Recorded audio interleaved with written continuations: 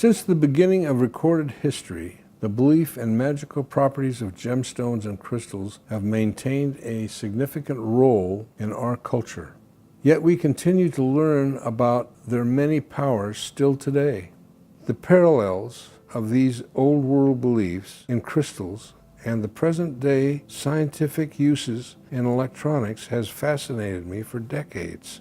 The modern application of these ancient practices have ironically opened new doors to the universe on both the smallest and the grandest of scales. For decades, the art-science relationship has been the driving force of my design muse. In the 1980s, my work was devoted to the concepts of ancient beliefs and the magical properties of gems and crystals. The advent of electronic miniaturization made it possible for me to create wearable jewelry that was illuminated to the sounds of life around them, giving the illusion of the ancient powers. All of the components and the lighting were ironically crystalline. The 1990s were focused on catching up with the rapidly progressing technology.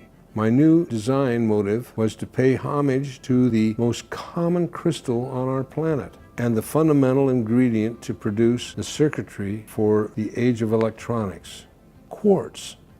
Large natural crystals mounted on black walnut pedestals are illuminated with high-intensity LEDs which respond to the sounds around it. A unique interpretation of the interaction of life on the planet Earth and the rest of the universe. As technology advanced, I felt the need to expand the size of the sculptural statements I was doing. Ceramics was reintroduced into my toolbox in the form of translucent porcelain, and my answer emerged.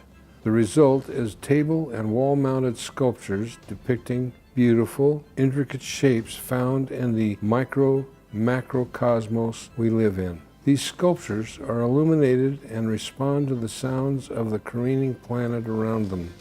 Diatoms are microscopic waterborne creatures that outnumber us 100 million to 1. They are extremely complex skeletal structures made of hydrated silica and lithium. All these varieties inhabit anywhere there is water. This triangular diatom sculpture rests on a silver collar depicting seaweed rising off a black basalt tile. Supported by a stainless steel base, the gems are carnelian agates. This diatom sculpture represents another variety appointed with green chrysoprase gems.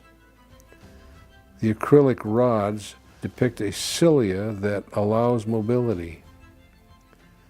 Black walnut and black basalt make up the base.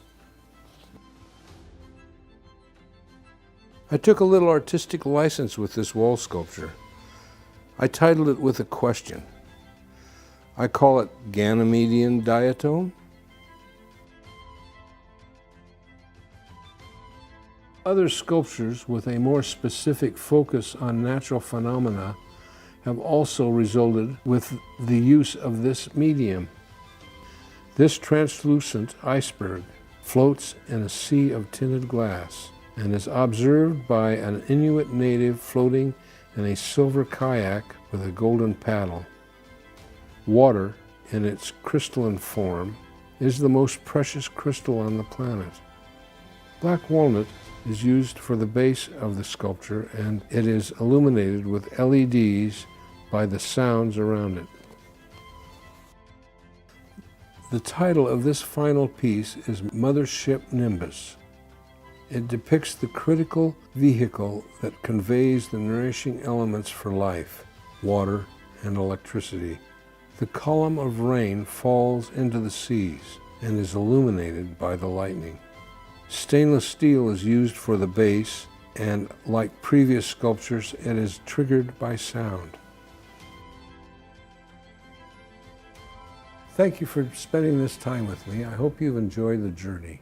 To learn more about my art or purchase a piece, please visit davidfrankjewelry.com.